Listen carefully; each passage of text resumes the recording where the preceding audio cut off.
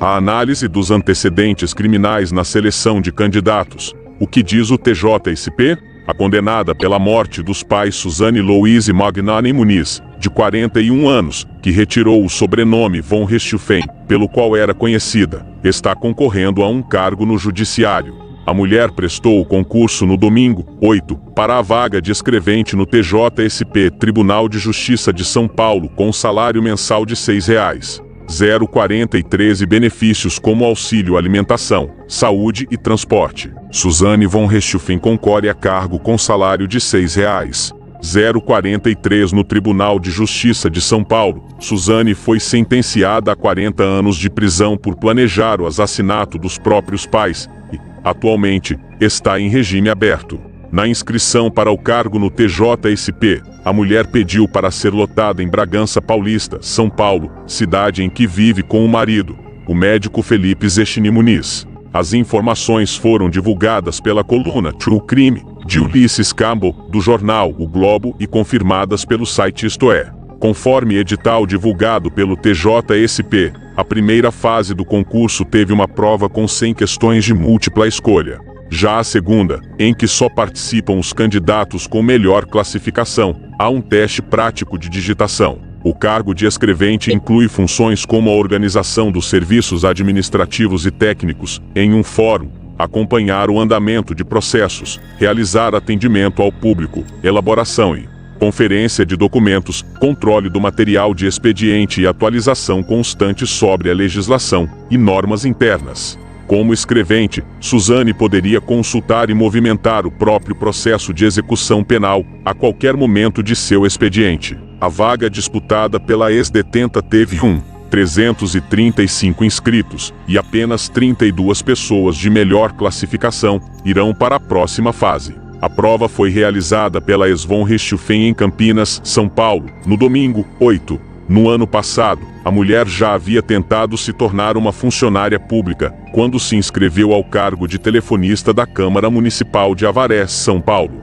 Por conta da repercussão do caso, Suzane não compareceu à prova que a permitiria ocupar a vaga. Procurado pelo site Isto É, o TJSP informou que não se manifesta sobre casos concretos, mas que os antecedentes criminais dos candidatos são analisados durante o processo de admissão. Para algum de vocês, seguidores do canal, que tem interesse de fazer algumas compras online, nós temos 4 lojas parceiras. Uma delas se chama Magalu Jorge Rafaela, loja americana, também.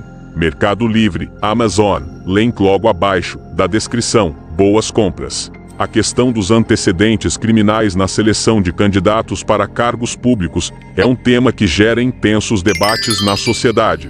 Recentemente, o site Isto É trouxe à tona informações sobre como o Tribunal de Justiça de São Paulo, TJSP, se posiciona em relação a essa prática.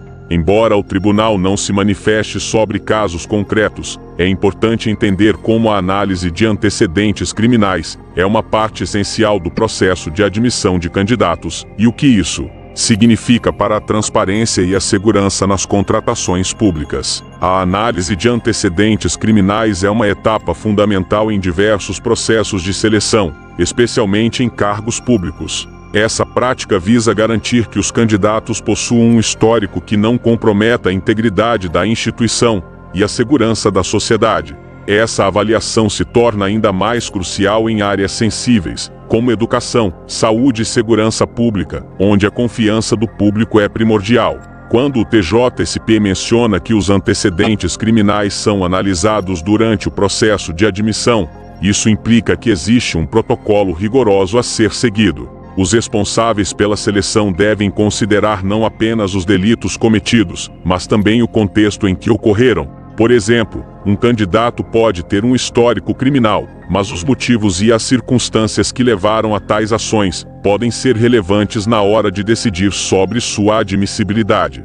Essa abordagem mais humanizada pode permitir que pessoas reabilitadas e que demonstraram mudança de comportamento tenham uma segunda chance no mercado de trabalho. A falta de transparência nos processos de seleção pode levar a desconfianças e especulações. Portanto, o TJSP, ao se recusar a comentar casos específicos, pode ser visto como uma forma de evitar favoritismos ou discriminações. A análise criteriosa dos antecedentes, por outro lado, fortalece a confiança do público na integridade dos processos seletivos. Além disso, a transparência nas contratações públicas é um princípio fundamental que deve ser respeitado. O cidadão tem o direito de saber que os candidatos escolhidos para representar a administração pública estão aptos e não representam riscos à sociedade.